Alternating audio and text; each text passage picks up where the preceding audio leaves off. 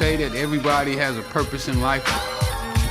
Well, at one time I felt that selling cocaine was my purpose.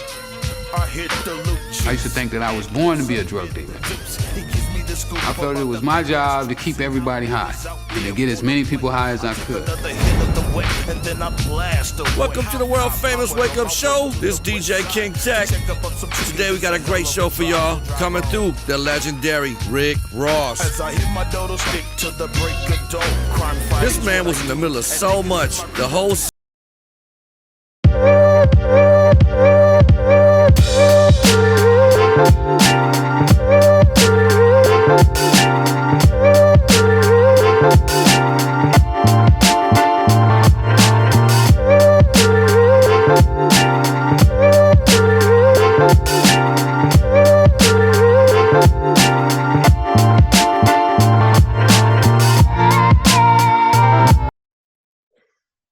welcome to the Eric J. the Great podcast show.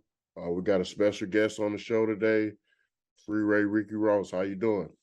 I'm good. All right. So we just start from the beginning, man. Tell the people where you're from. I'm from California. You know, been living here most of my life. Was born in Texas, but you know, I'm a Californian. And love it. Okay. So what's the first thing that comes to your mind when you think of your hometown? Lights, cameras, action, Okay. success, riches. You know, California, if it was a country, it'd be the 5th richest country in the world. So a lot of money here, a lot of opportunity here. But you know, opportunity is everywhere. You know, opportunity is what you make it. Absolutely. So for anybody, that never been to your hometown, just describe how it was for you just coming up as a kid / teenager, some of the obstacles and just circumstances you had to go through just growing up as an African American. Well, you know, now that I look at life, obstacles it wasn't what the city made it, it was what I saw. Because a lot of times we put in our mind which really become the roadblocks to our success. And what I've learned is that my city was always rich. It was always plentiful, but I wasn't able to recognize it. You know, I guess I was born in kind of like a bowl, being born to parents that was one generation from being slaves. My grandfather was a sharecropper. So my mom was born really close to slavery. And when you think about that, the effect that slavery had on us as Black people,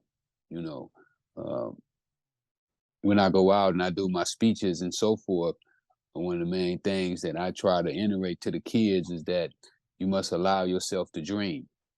You must allow yourself to visualize. If you can only see what's here now, today, then you're probably going to be stagnated for the rest of your life.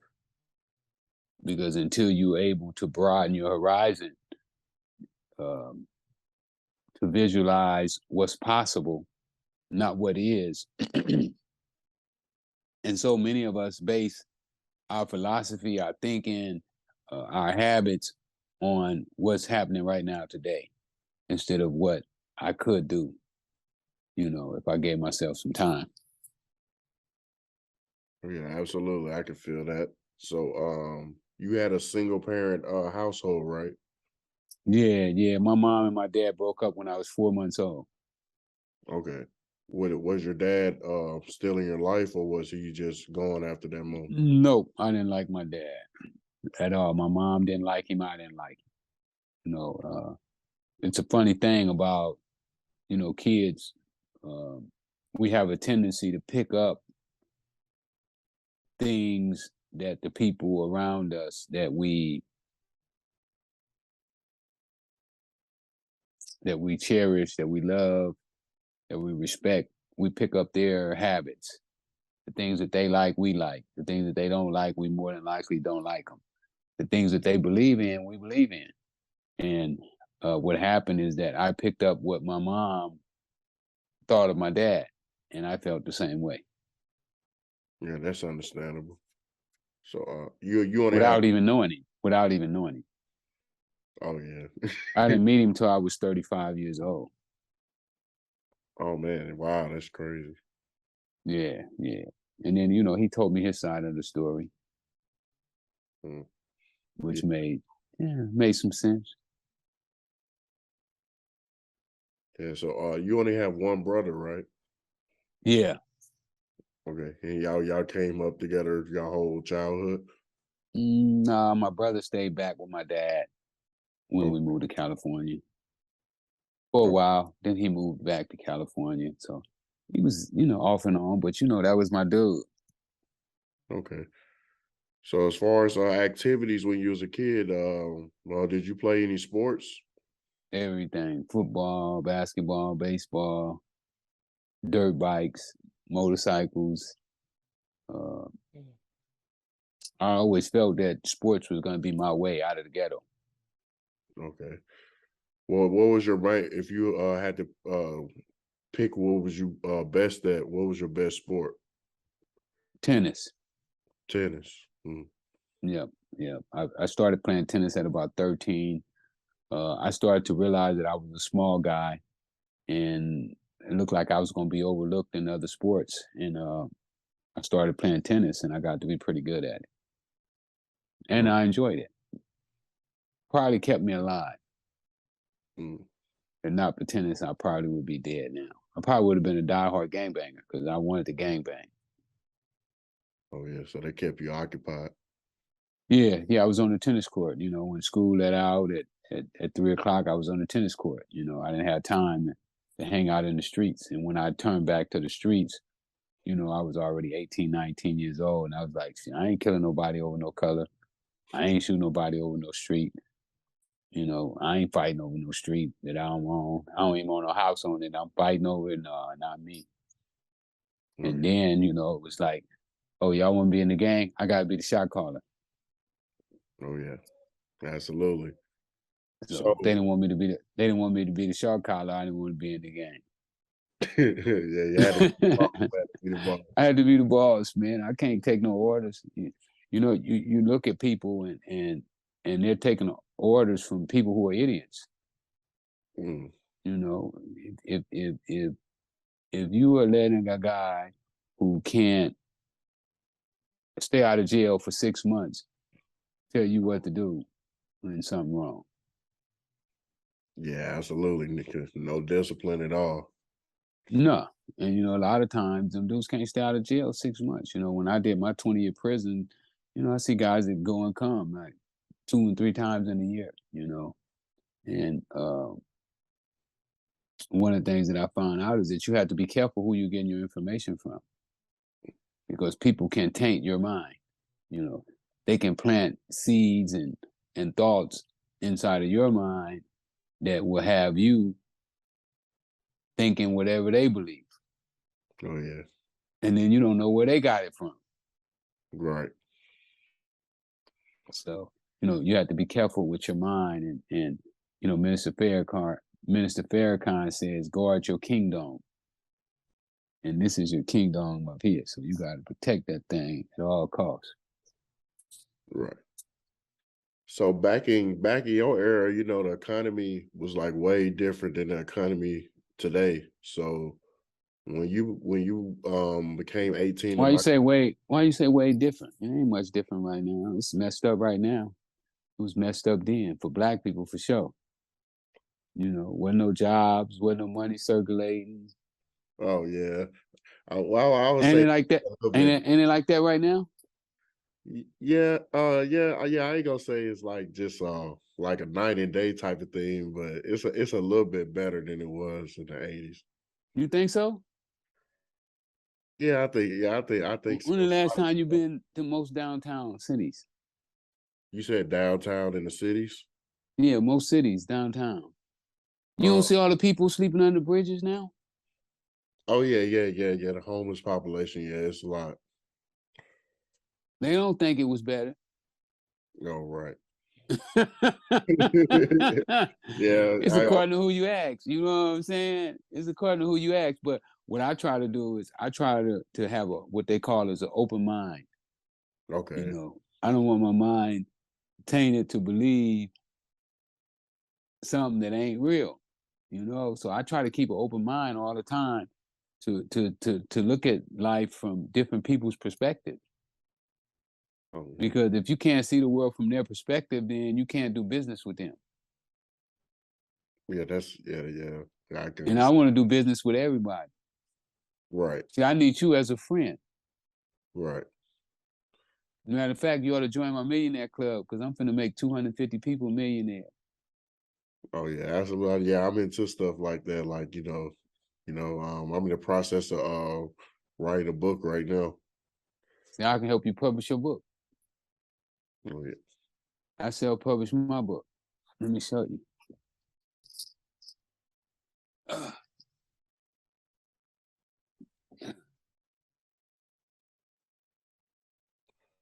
That's one. That's the first one. Yeah, I was gonna ask you Yeah, I about. self-publish. I self-publish. Oh yeah. I went from being totally illiterate, never reading a book, to having 2 books published by myself. Yeah, hey, you can't tell me God's good, man. So Yes, sir.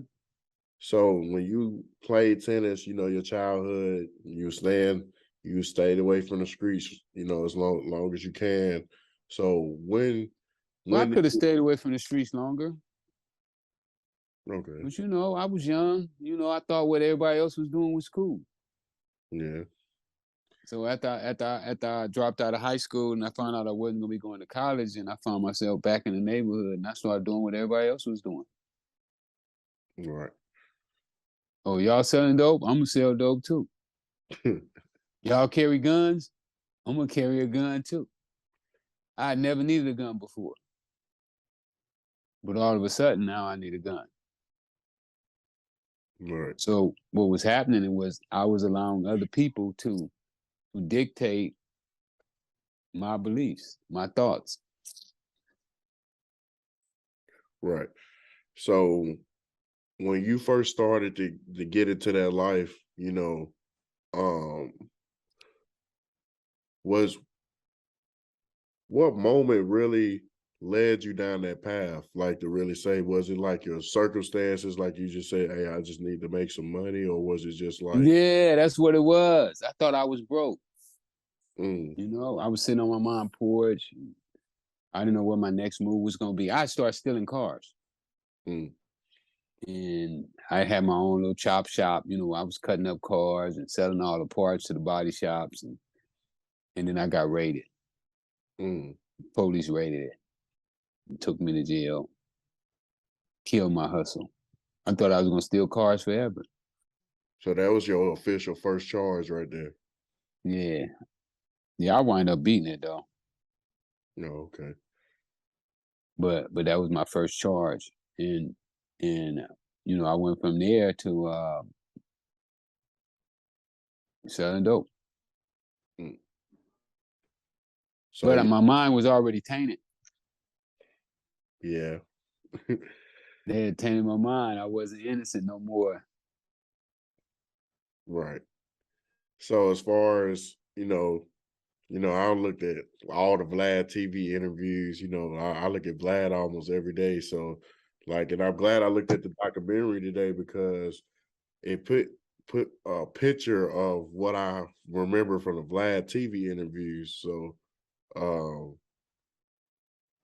when what because this was something that was real interesting to this type of story because when you think back on it, when you was at your height and you had some money stashed and you weren't nobody on your trail yet, you know Um, when did you know that the feds was coming on your trail? And before then, did you ever think about like, hey, I got enough, let me just go ahead, pull out and pivot, you know what I'm saying? Yeah, you do. I had my own task force. Oh, you did? Yeah, Echo told me you read the magazine, LA Yeah, yeah, magazine yeah, yeah, article. yeah. The back is the task force was on the documentary. I seen the task force when they was Yeah, you saw that too. They was on the document. Well, one of them was. okay. Yeah, one of them was. He kind of told the story kind of mild. Those guys were ruthless. You know what they call themselves? Yeah, there was The they- Freeway Task Force. yeah, I was gonna say that. I thought They it took my name like yeah. the rapper did. Yeah, that's a crazy story with Rick Ross, how that went about. Yeah, yeah. But you know what's even crazier? That he loved me so much, but he won't tell the world. Wow. He won't come forth and say, I idolize this man so much that I took his name and I tattooed it on my hands. That's And, all I want him to say. and what make And, it and so you know crazy. what? And you know what's so crazy though? You know what's even crazier than that though? Is that all these fucking DJs, reporters, they let the fucker get away with it. They interview him and they let him get away with it.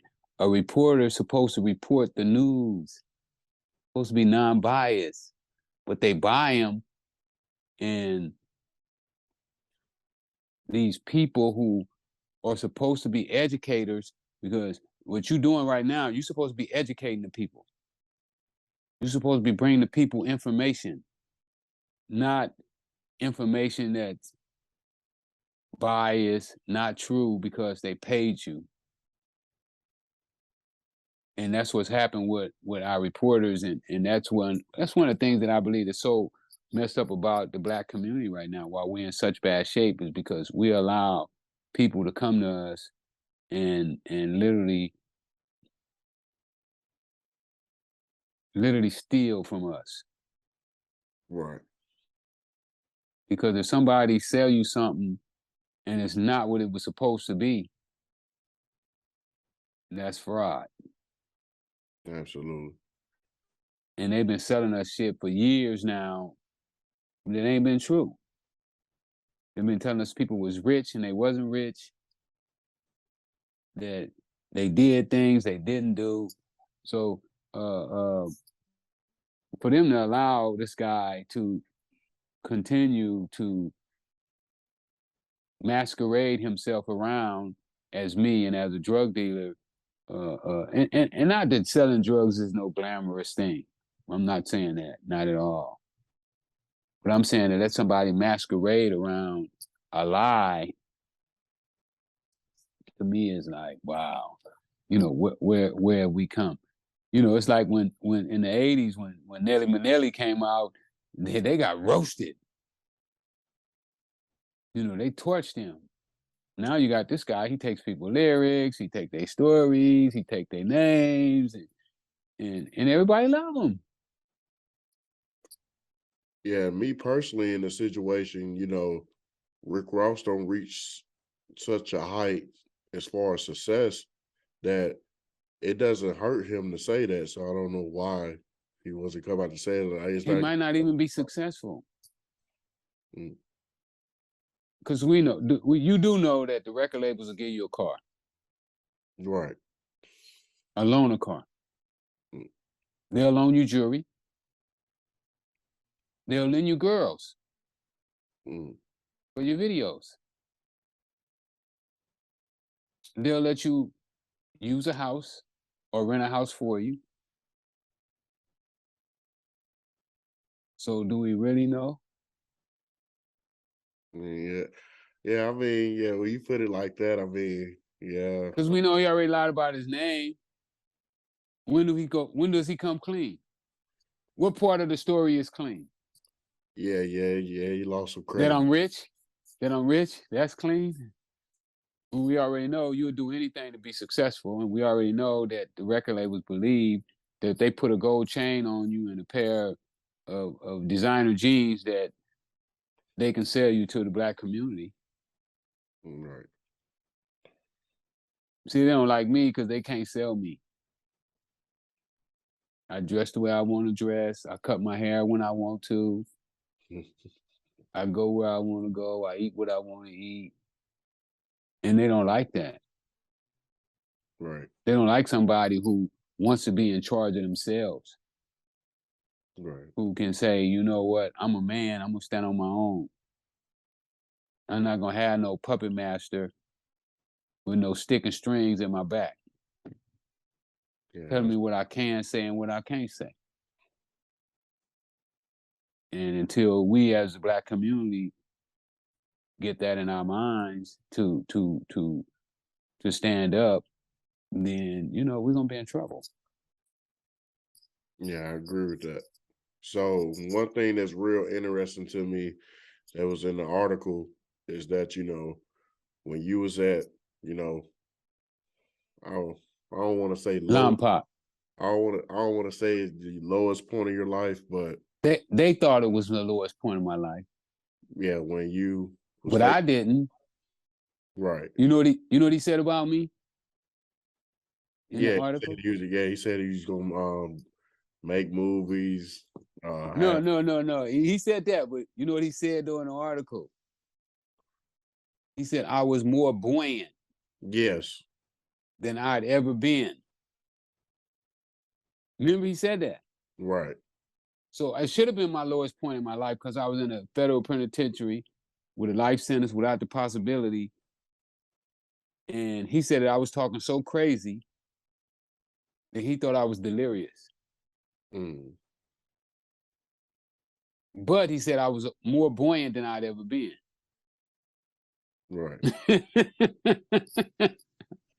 And I just found that just real interesting because, for someone that had those type of odds stacked against them, and then for you to, get out of that situation and then be in 2023, for you to be out of the federal penitentiary and accomplish all the things that you accomplished as far as, self-publishing books, putting out documentaries and other things that you accomplish, that's just like I was talking to you earlier. I was like, that was like a prophecy, like wasn't that a prophecy? Yeah. You the first one to say that. Yeah. I got a fighter fighting on the tank in Ryan Garcia card. Wow. A 20-year-old superstar. Yeah. Yeah. Kid Austin. He's gonna be on TV. I'm gonna get to walk him in the ring and I'm gonna be sitting at Showtime. They're gonna get to see me all over the world on Showtime. Oh yeah. In the ring. That's gonna be a moment because that magazine, well, most of them didn't even read the magazine, but you read the magazine, so you would understand how big that's gonna be for me to be standing inside that ring on Showtime. Yeah, absolutely, man. I mean, if I was in your shoes, man, it'll be a real emotional moment, man. I probably shed a tear, man. There's just like self-reflection, especially when you think about all the trials and tribulations, that you've been through, as far as, before you went into penitentiary, before you went to prison, doing prison, and then, not getting out, Being in special ed all through high school, not knowing how to read and write. Yeah, man, it's that you're living witness, man. There's no excuses out here, man. You really had leave them. Hey, leave them. Leave all them excuses. Yeah, absolutely. So, yeah, man, I'm just basking in the moment right now. I'm looking for an artist right now too. No, I interview artists all the time, man. I'm looking for a fire artist.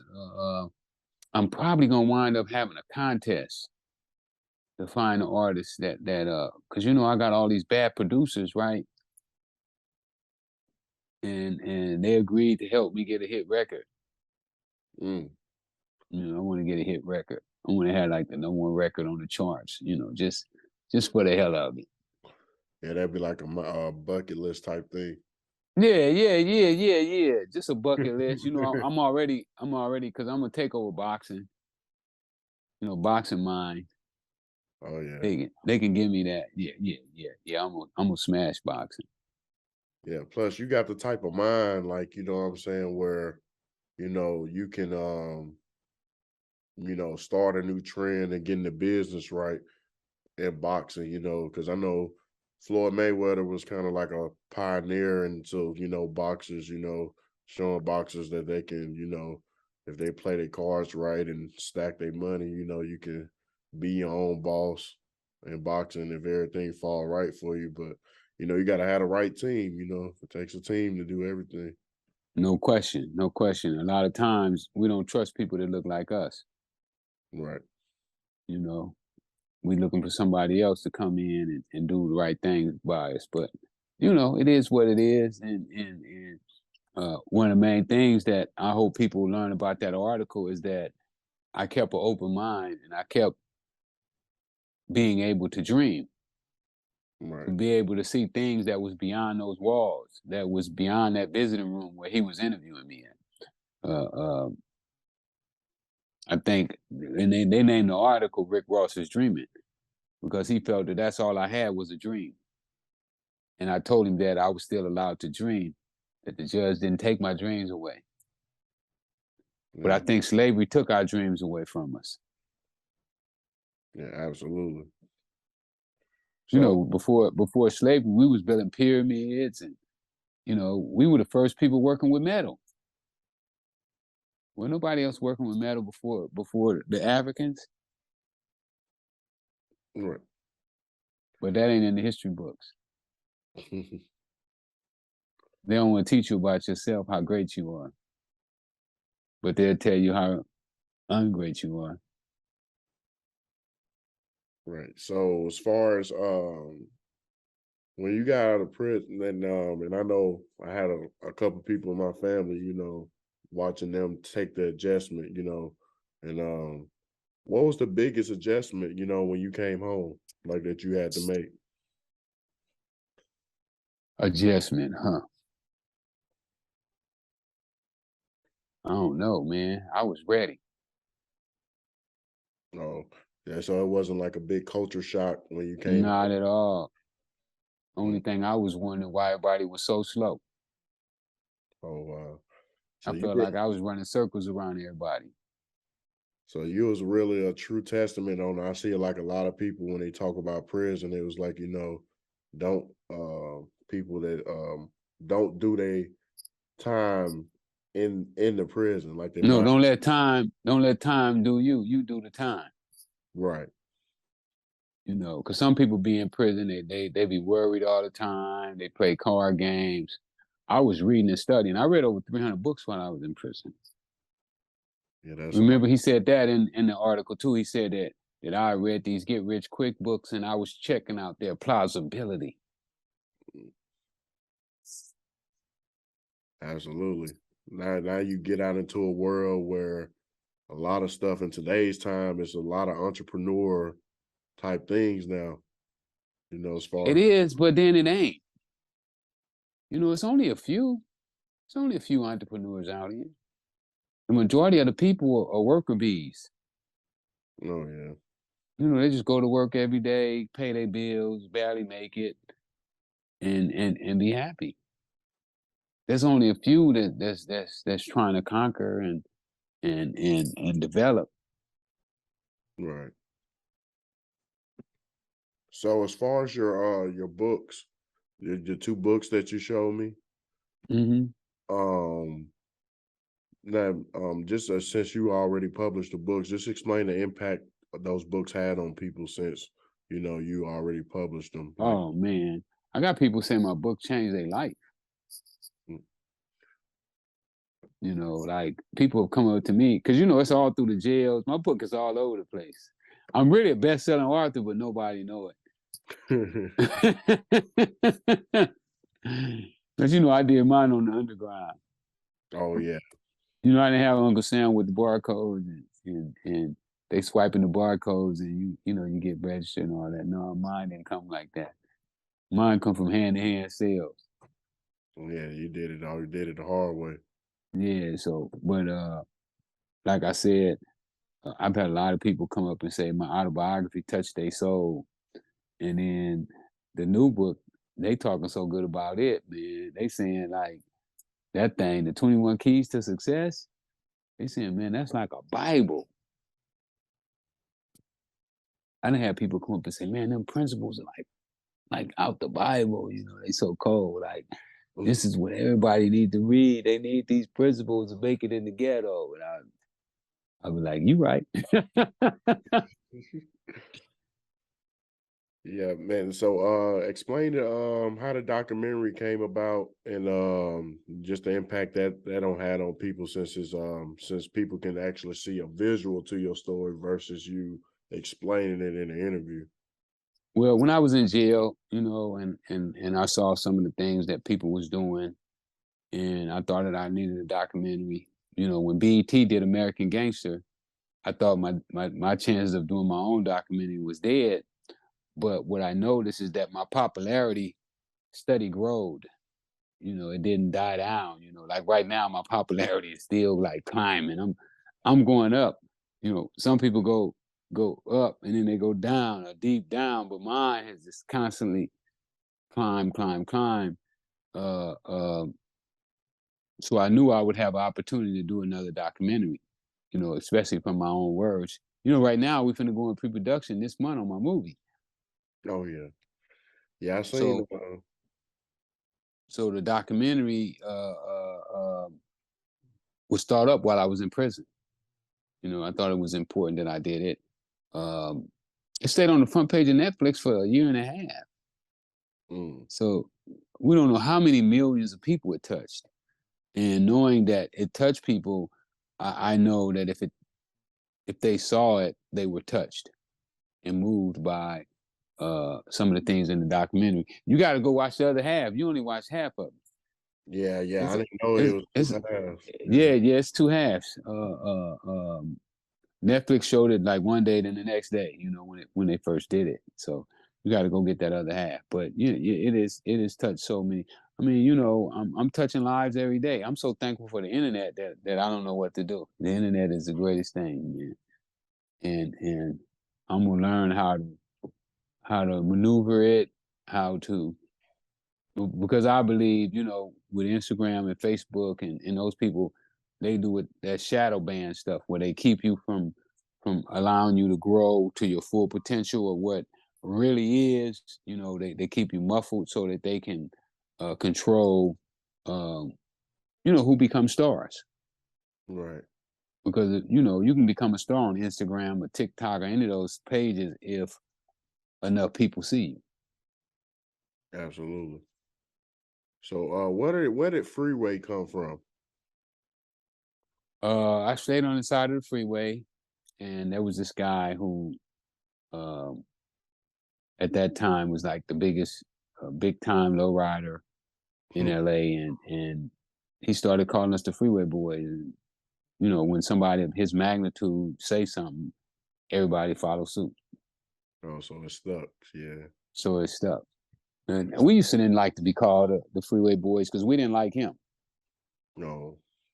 So we didn't want to be called the Freeway Boys, but you know, we didn't have no choice. He stuck it on us, and it just stuck to us.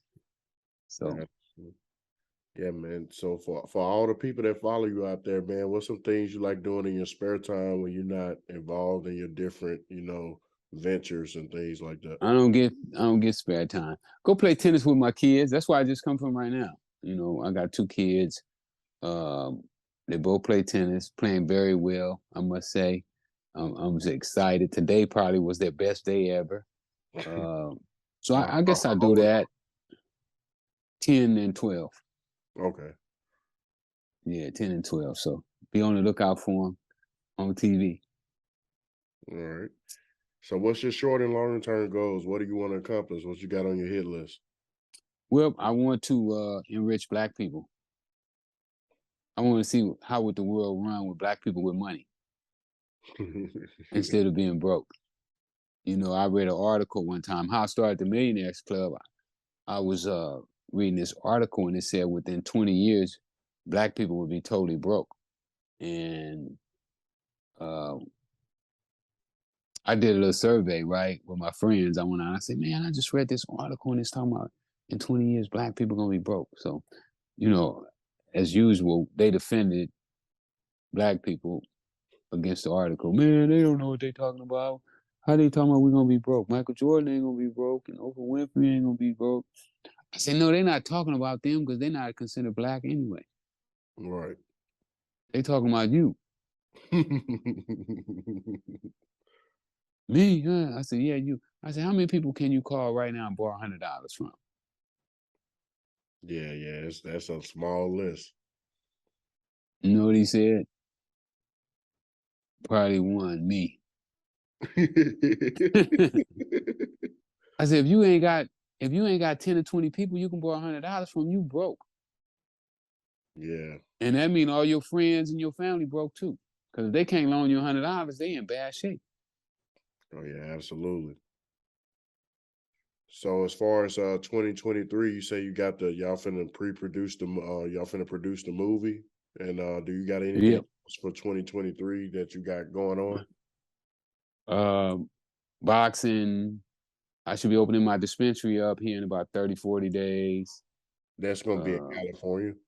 In California, yeah. My brand is in 11 states though, so be on the lookout. Y'all go into dispensaries, ask them about that the Freeway, the LA Kingpin by Freeway Ricky Ross. What else I got going?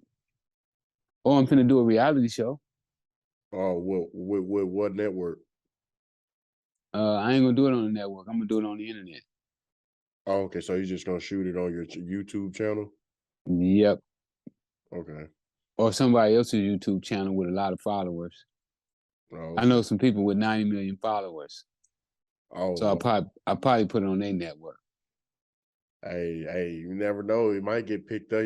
Somebody might give you that bag to get picked up on a television, you know. They're gonna have to give me a big bag. And I tell them I don't work for money. Oh yeah. I work for the pleasure of it. Oh yeah.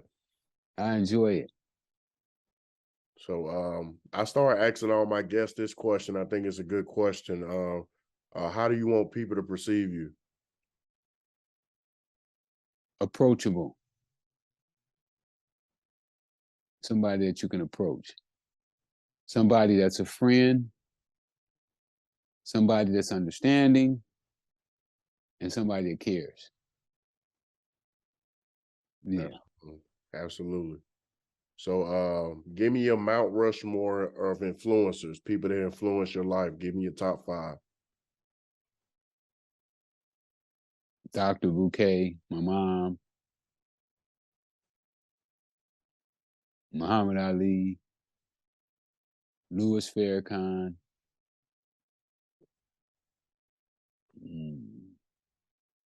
That's enough for now. I mean, I could go on and on and on. You know, like I said, I read 300 books. So every book that I read had some type of influence on me, either negative or positive. But they definitely had an influence on me. All right, man. So we got one more question, then we're gonna wrap it up. So for anyone, this is why I had came up with this one because I think this would stick with a lot of people. So for anyone that was in your position at your height or going down that same path you was when you started to get in the streets and things like that, what would you be with your advice to someone that was in your similar position and they going down that same path, you know, with dealing with drugs and things like that? Don't do it. No, you know, if and I mean this, I wouldn't say it if I didn't mean it. If you can sell drugs, you can do anything. All you gotta do is put the same energy, the same determination that you put into selling drugs, put into something else and give yourself a chance. Thank you.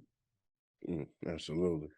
So closing remarks, anything else that you want to say to the people that you got going on and let people know how to keep up with you on social media and things like that? Oh yeah, they can get me at Freeway Ricky on Instagram, Freeway Rick Ross on Facebook. And if you want to buy my book or my t-shirts, hold on. Let me s- Ah.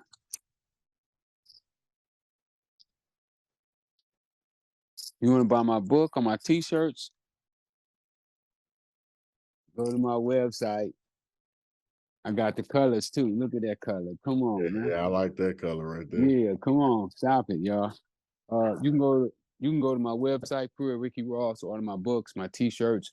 Also, you can look there to find the information on how to join the Millionaires Club. Come on, I need your help. Don't be playing. Oh yeah, absolutely.